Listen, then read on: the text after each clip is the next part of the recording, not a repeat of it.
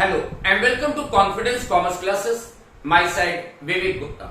बच्चों, आज हम लोग बिजनेस लॉ में एक नया एक्ट पढ़ने जा रहे हैं जिसका नाम होगा इंश्योरेंस एक्ट 1938। बच्चों, ये हमारे बिजनेस लॉ का सबसे छोटा लेकिन मोर इंटरेस्टिंग टॉपिक होगा।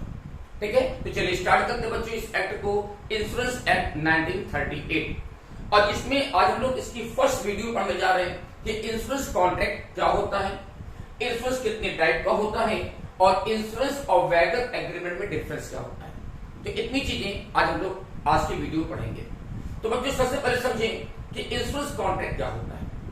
तो बच्चों, इंश्योरेंस कॉन्ट्रैक्ट एक स्पेशल टाइप का कॉन्ट्रैक्ट होता है जिसमें हर एक कॉन्ट्रैक्ट की तरह यहां भी दो पार्टियां होती हैं और जहां पर एक पार्टी दूसरी पार्टी को प्रॉमिस करती है कि अगर आप मुझे एक सर्टेन अमाउंट कंसिडरेशन ग्रुप में देंगे तो फ्यूचर में अगर आपको कोई लॉस होगा तो उस लॉस के लिए हम आपको कंपनसेशन पेड करेंगे।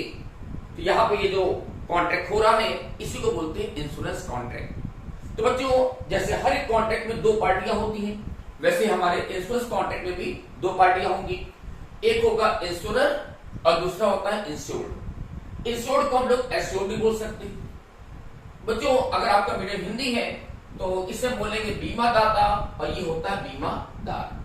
तो जो इंश्योरर है वास्तव वो कौन है, इंश्योरेंस कंपनी होता है। और जो इंश्योर्ड या एश्योर्ड होता है वो कौन है, पॉलिसी होल्डर होता है। जैसे हम आप लोग पॉलिसी लेते हैं ना, तो हम लोग अपने आप क्या बोलेंगे, इंश्योर्ड या एश्योर्ड। और जो इंश्योरेंस कंपनी है जिससे हम लोग पॉलिसी ले रहे हैं वो कौन है, इंश्योरर है।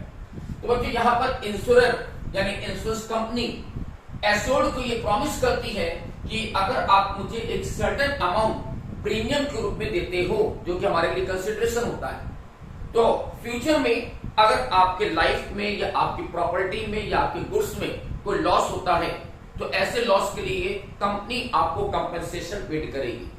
तो ये जो हमारा कॉन्ट्रैक्ट होता है इसी को बोलते हैं इंश्योरेंस कॉन्ट्रैक्ट। तो बहुत सिंपल मीनिंग है ना कि इंश्योरेंस कॉन्ट्रैक्ट क्या होता है, एक ऐसा कॉन्ट्रैक्ट जिसमें इंश्योरर इंश्योर्ड को ये प्रॉमिस करता है कि फ्यूचर में अगर उसको कोई लॉस होगा तो ऐसे लॉस के लिए कंपनसेशन पेड किया जाएगा अगर आप एक सर्टेन अमाउंट प्रीमियम के रूप में देते हैं तो। ठीक है, तो ये कॉन्ट्रैक्ट क्या हो गया, इंश्योरेंस कॉन्ट्रैक्ट हो गया। अब बच्चों सोचना, हम लोग कई चीजों का इंश्योरेंस कराते हैं। जहां तक इंश्योरेंस की बात है हम लोग कई चीजों का इंश्योरेंस करा सकते हैं। जैसे कि बच्चों, हम लोग अपनी लाइफ का इंश्योरेंस कराते हैं, हम लोग अपनी शॉप का या बिल्डिंग का या अपने मकान का भी इंश्योरेंस कराते हैं। इसके अलावा हम लोग जैसे अगर इंपोर्टर एक्सपोर्टर है, इंपोर्ट एक्सपोर्ट का बिजनेस चलता है तो हम लोग शिप का इंश्योरेंस कराते हैं, हम लोग कार्गो यानी गुड्स का इंश्योरेंस कराते हैं। अगर हम लोग एक फार्मर हैं तो हम लोग अपनी क्रॉप्स का यानी फसल का इंश्योरेंस होता है। इसी तरह से हम लोग अपनी गाड़ियों का भी इंश्योरेंस कराते हैं। तो बच्चों, इंश्योरेंस कई चीजों का होता है। तो इंश्योरेंस को हम लोग मेनली दो कैटेगरी में डिवाइड कर सकते हैं। कैसे, एक होता है लाइफ इंश्योरेंस और दूसरा होता है जनरल इंश्योरेंस। जो भी इंश्योरेंस होते हैं उन्हें दो मेन कैटेगरी में डिवाइड कर रहे हैं, लाइफ इंश्योरेंस और जनरल इंश्योरेंस। बच्चों, लाइफ इंश्योरेंस में हम लोग अपनी ह्यूमन लाइफ का, जैसे हम लोग अपनी लाइफ का या अपनी फैमिली मेंबर की लाइफ का इंश्योरेंस कराते हैं कि अगर लाइफ में कोई एक्सीडेंट हो गया, डेथ हो गई तो वहां पर हमको क्लेम मिल जाएगा। और दूसरा जो जनरल इंश्योरेंस होता है, जनरल इंश्योरेंस होता है बच्चों गुड्स का या प्रॉपर्टी के लिए, कि अगर हम लोग अपने किसी गुड्स का या अपने किसी प्रॉपर्टी, बिल्डिंग का, शॉप का या फैक्ट्री का इंश्योरेंस कराते हैं तो वो किस में आएगा, जनरल इंश्योरेंस में आएगा। ठीक है, अब ये जनरल इंश्योरेंस को भी हम तीन पार्ट में यहां पर डिवाइड कर सकते हैं। कैसे, फायर इंश्योरेंस, मरीन इंश्योरेंस और मिसलेनियस इंश्योरेंस। तो बच्चों, पहले आता है फायर इंश्योरेंस। फायर इंश्योरेंस क्या होता है कि हम लोग फायर के अगेंस्ट जो रिस्क है हम उसको कवर करने के लिए फायर इंश्योरेंस कराते हैं। मान लीजिए जैसे हमको लगता है कि मेरे मकान में आग लग सकती है, मेरी फैक्ट्री है, मेरे पास कोई शॉप है या गोडाउन है, तो मुझे लगता है वहां पर आग लग सकती है जिससे मुझे लॉस हो जाता है। तो ऐसे रिस्क से बचने के लिए हम लोग फायर इंश्योरेंस करा लेते हैं कि मान लीजिए कभी फायर होता है, आग लगेगी और कोई लॉस होता है तो उसके लिए इंश्योरेंस कंपनी हमको क्लेम देगी। तो ये क्या है, फायर इंश्योरेंस हो गया। सेम है बच्चों, हम लोग मरीन इंश्योरेंस कराते हैं। मरीन इंश्योरेंस मतलब क्या हुआ, समुद्री बीमा, कि अगर हमारा बिजनेस इंपोर्ट एक्सपोर्ट का है तो हम लोग इंपोर्ट एक्सपोर्ट में होने वाले जो रिस्क होते हैं उसको कवर करने के लिए मरीन इंश्योरेंस करा लेते हैं। इसमें क्या किया जाता है, जैसे शिप का इंश्योरेंस कराया, या शिप में जो हमने माल लोड किया जिसको हम कार्गो बोलते हैं, कार्गो का इंश्योरेंस करा लिया, या फ्रेट का इंश्योरेंस करा लिया, तो ये किसमें आएगा, मरीन इंश्योरेंस यानी समुद्री बीमा। और तीसरा लास्ट आता है बच्चों मिसलेनियस इंश्योरेंस, कि अब बाकी जो इंश्योरेंस बचे वो किसमें आ गए हैं, मिसलेनियस में। जैसे हम लोग अपनी गाड़ियों का इंश्योरेंस कराते हैं ना, बाइक का या कार का, वो किसमें है, मिसलेनियस इंश्योरेंस में आ गया। अब कोई किसान है, फार्मर है, तो वो अपनी फसल का या क्रॉप का इंश्योरेंस कराता है, वो किसमें आएगा, मिसलेनियस इंश्योरेंस में। तो बाकी जो भी इंश्योरेंस बच रहे हैं वो सब मिसलेनियस में आ जाते हैं। तो बच्चों इंश्योरेंस को हम यहाँ दो मेन कैटेगरी डिवाइड कर रहे हैं, लाइफ इंश्योरेंस और जनरल इंश्योरेंस। कि लाइफ इंश्योरेंस में बच्चों हम लोग अपनी ह्यूमन लाइफ का इंश्योरेंस कराते हैं, जबकि जनरल इंश्योरेंस में हम लोग प्रॉपर्टी या गुड्स का इंश्योरेंस कराते हैं। ठीक है। अब बच्चों यहाँ पर एक इंपॉर्टेंट बात समझना, देखो इसको थोड़ा रफ कर देते हैं। बच्चों हम लोग दो वर्ड का यूज करते हैं, एक होता है एश्योरेंस और दूसरा होता है इंश्योरेंस। इन दोनों वर्ड में डिफरेंस क्या है, एश्योरेंस क्या होता है और इंश्योरेंस क्या होता है, ये डिफरेंस एग्जामिनर पूछता है। एश्योरेंस किसके लिए वर्ड यूज करते हैं और इंश्योरेंस किस टाइप के लिए, किसके लिए होता है। तो बच्चों सोचना, एश्योरेंस कई जगहों पर देखो लिखा रहता है एश्योरेंस, और मोस्टली जगह पे लिखा रहता है इंश्योरेंस। तो एश्योरेंस का मतलब क्या होता है, तो बच्चों एश्योरेंस वर्ड का यूज हम लोग करते हैं लाइफ इंश्योरेंस के लिए। जो हम लोग लाइफ का इंश्योरेंस कराते हैं ना, हम लिखते जरूर लाइफ इंश्योरेंस, बट एक्चुअल में वो एश्योरेंस होता है। बच्चों एश्योरेंस वर्ड बनता है एश्योरिटी से, इसका मतलब होता है एश्योरिटी से।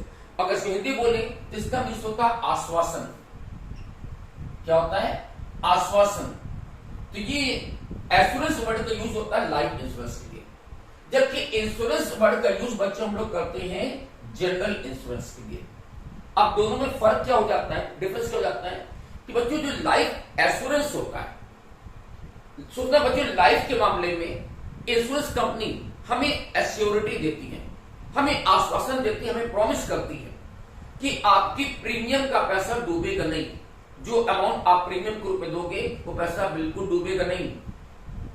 आपकी अगर डेथ हो जाती है पॉलिसी पीरियड के दौरान, तो आपके जो नॉमिनीज होंगे उनको क्लेम मिल जाएगा।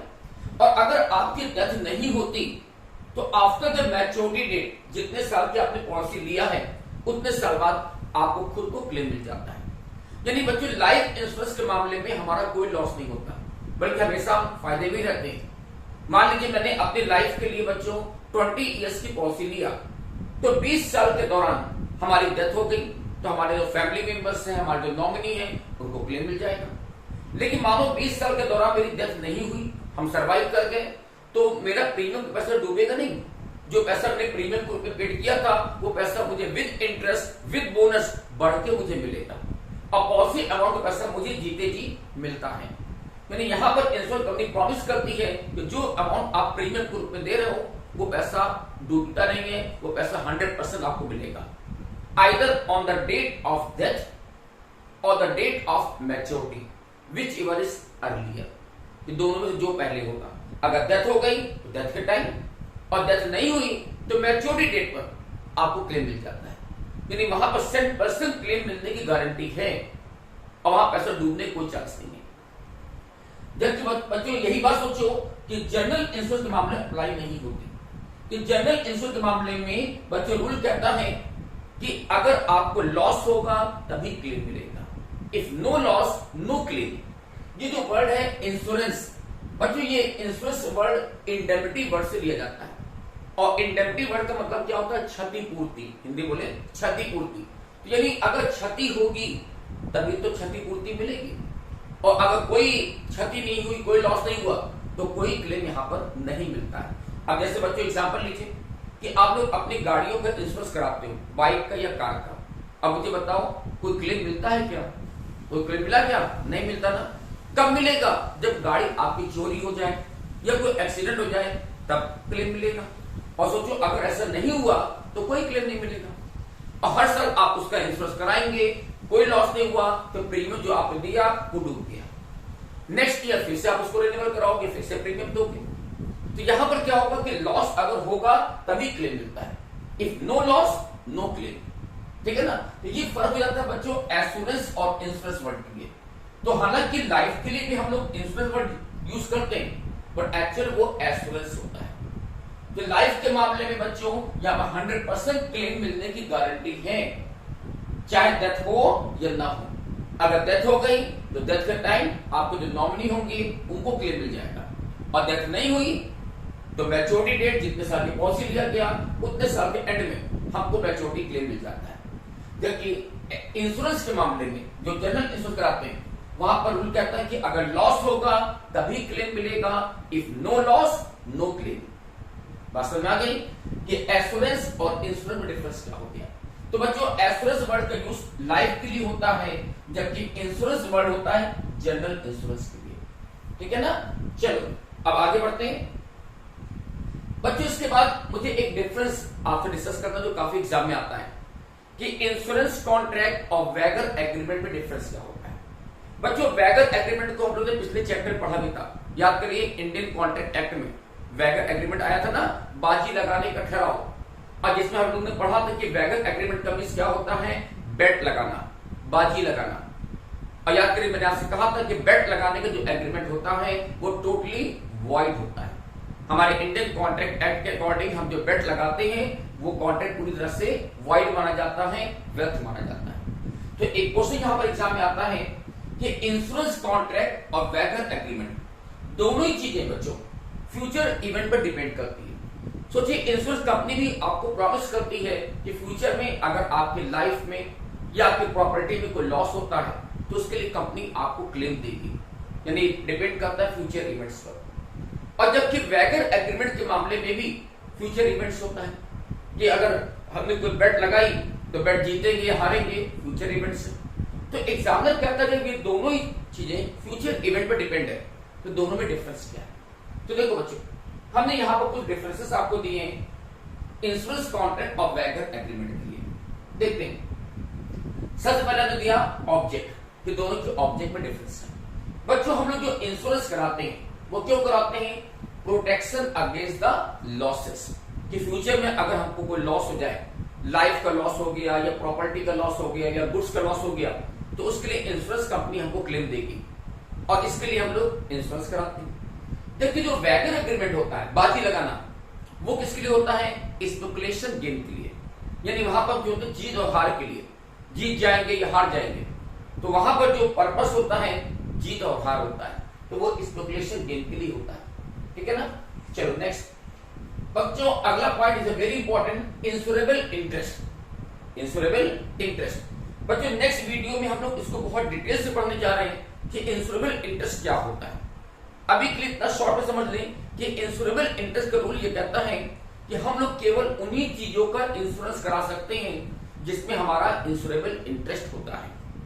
ये इंश्योरेंस कंपनी का रूल है कि हम लोग केवल उन्हीं चीजों का इंश्योरेंस करा सकेंगे जिसमें हमारा इंश्योरेबल इंटरेस्ट होता है। अब बच्चों इंश्योरेबल इंटरेस्ट का मतलब होता है कि उसमें हमारा फाइनेंशियल इंटरेस्ट या फाइनेंशियल अटैचमेंट होना चाहिए, कि वो चीज या तो हमारे ओनरशिप में है या किसी भी तरह से उसमें हमारा फाइनेंशियल इंटरेस्ट जुड़ा हुआ है, तभी हम उन चीजों का इंश्योरेंस करा सकते हैं। जैसे सोचो बच्चों अगर मुझे बिल्डिंग का इंश्योरेंस कराना है तो क्या हम लोग अपनी बिल्डिंग का ही इंश्योरेंस करा सकते हैं, हम दूसरों की बिल्डिंग का इंश्योरेंस नहीं करा सकते। इसलिए लाइफ की बात करें तो हम लोग अपनी लाइफ का या अपने फैमिली मेंबर की लाइफ का ही इंश्योरेंस करा सकते हैं, बाहरी किसी व्यक्ति का इंश्योरेंस नहीं कराया जा सकता। तो इंश्योरेंस कॉन्ट्रैक्ट के मामले में इंश्योरेबल इंटरेस्ट का रूल अप्लाई होता है, और हम लोग केवल उन्हीं चीजों का इंश्योरेंस करा सकते हैं जिसमें हमारा फाइनेंशियल अटैचमेंट होगा। जबकि यही बात सोचिए बच्चों वैगर एग्रीमेंट में नहीं होता। वैगर में तो हम किसी भी चीज के लिए एग्रीमेंट कर सकते हैं कि इंडिया मैच जीतेगी हारेगी। अब सोचना बच्चों अगर हमने इंडिया के मैच जीतने हारने पर बेट लगाया तो इंडिया के मैच जीतने या हारने से हम लोगों को कोई फाइनेंशियल अटैचमेंट है क्या, नहीं ना, सिवाय इसके कि बेट का अमाउंट हम जीतेंगे या हारेंगे। तो अगर 2 मिनट के लिए हम बेट अमाउंट को हटा दें तो इंडिया के मैच जीतने या हारने से हम लोग को क्या मतलब है, कोई मतलब नहीं है ना। तो ये वैगर एग्रीमेंट के मामले में इंश्योरेबल इंटरेस्ट नहीं होता, यानी जिस इवेंट के लिए हम बेट लगा रहे हैं उसमें हमारा आपको कोई इंटरेस्ट नहीं, किसी पार्टी को कोई इंटरेस्ट नहीं होता। हमारा इंटरेस्ट इतना होता है बेट अमाउंट से कि बेट अमाउंट मिलेगा या जाएगा, अदरवाइज उस इवेंट में हमारा कोई इंटरेस्ट नहीं होता। जबकि बच्चों इंश्योरेंस के मामले में जिस चीज का हम इंश्योरेंस करा रहे हैं उसमें हमारा फाइनेंशियल अटैचमेंट या फाइनेंशियल इंटरेस्ट होता है। मान लो मैंने इस बिल्डिंग का इंश्योरेंस कराया, तो सोचो बिल्डिंग हमारी है, हमारे ओनरशिप में है, तो अगर इस बिल्डिंग में आग लगेगी तो मुझे फाइनेंशियल लॉस होगा ना, और उसी लॉस के लिए इंश्योरेंस कंपनी मुझे क्लेम दे रही है। तो इंश्योरेंस के मामले में इंश्योरेबल इंटरेस्ट होना जरूरी होता है, जबकि वैगर एग्रीमेंट में जिस इवेंट के लिए हम बेट लगा रहे हैं वहां पर इंश्योरेबल इंटरेस्ट जरूरी नहीं होता। Next point, good faith. बच्चों गुड फेथ का मतलब क्या होता है? सद्भावना, हिंदी में कहें सद्भावना या ईमानदारी। बच्चों इंश्योरेंस कॉन्ट्रैक्ट के मामले में गुड फेथ एक इंपॉर्टेंट कंडीशन होती है कि जो भी पॉलिसी होल्डर, कोई भी एश्योर्ड या इंश्योर्ड जब इंश्योरेंस कराता है तो वो अपने बारे में और अपनी प्रॉपर्टी के बारे में पूरा फुल डिस्क्लोजर करेगा और सही सही बातें बताएगा। ये इंश्योरेंस कॉन्ट्रैक्ट की एक प्राइम कंडीशन होती है कि आप जब भी इंश्योरेंस कराइए तो अपने बारे में, अपनी प्रॉपर्टी के बारे में बिल्कुल करेक्ट इंफॉर्मेशन दीजिए, क्योंकि अगर आपके द्वारा दी गई इंफॉर्मेशन रॉन्ग हो गई तो इंश्योरेंस कॉन्ट्रैक्ट टर्मिनेट हो जाता है, टूट जाता है। बट यही बात बच्चों वैगर एग्रीमेंट में अप्लाई नहीं होती, यानी गुड फेथ की जो कंडीशन है वो वैगर पर अप्लाई नहीं होगी। Next, indemnity. बच्चों इंडेमिनिटी मींस होता है क्षतिपूर्ति करना, तो इंडेमिनिटी का जो रूल है वो केवल इंश्योरेंस कॉन्ट्रैक्ट में अप्लाई होता है, क्योंकि इंडेमिनिटी जो क्षतिपूर्ति होती है वो इंश्योरेंस के लिए होती है। तो बच्चों इंडेमिनिटी का जो रूल है जो कहता है कि लॉस होगा तो क्लेम मिलेगा, if no loss no claim. तो इंश्योरेंस कंपनी हमको जो क्लेम देती है तो वो लॉस के लिए देती ना, कि मुझे कोई बिल्डिंग में आग लग गई, मेरे सामान की चोरी हो गया, लॉस हुआ, तो उसके लिए इंश्योरेंस कंपनी हमको क्लेम देती है। बट वैगर एग्रीमेंट में इंडेमिनिटी का कोई कॉन्सेप्ट नहीं चलता। बट एक चीज जरूर कहेंगे बच्चों कि जब मैं इंडेमिनिटी की बात करता हूं तो इंडेमिनिटी का ये रूल लाइफ इंश्योरेंस पर अप्लाई नहीं होता, क्योंकि लाइफ इंश्योरेंस को छोड़ दें, बाकी जितने भी टाइप के इंश्योरेंस होते हैं, फायर हो, मरीन हो, उन सब पर ये इंडेमिनिटी का रूल चलता है। तो इंडेमिनिटी का रूल बच्चों ये कहता है कि अगर आपको लॉस होगा तो क्लेम मिलेगा, if no loss no claim, और जितने का लॉस होगा उतना ही क्लेम आपको मिलेगा।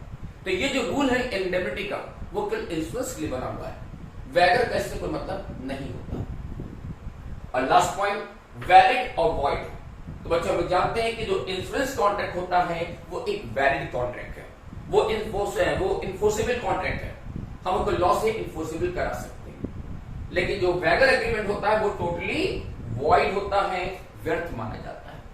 तो ये था बच्चों डिफरेंस बिटवीन द वैगर एग्रीमेंट और इंश्योरेंस कॉन्ट्रैक्ट। तो बच्चों आज की वीडियो हम यहां पर स्टॉप करना चाहेंगे। आज हमने एक बेसिक चीज समझ लिया कि इंश्योरेंस कॉन्ट्रैक्ट क्या होता है, इसमें कितनी पार्टियां होती हैं, इंश्योरेंस कितने टाइप के होते हैं, और वैगर और इंश्योरेंस कॉन्ट्रैक्ट में क्या डिफरेंस होता है। तो आज अपनी वीडियो बच्चों यहां पर स्टॉप करने जा रहे हैं। Good day, thank you and bye bye.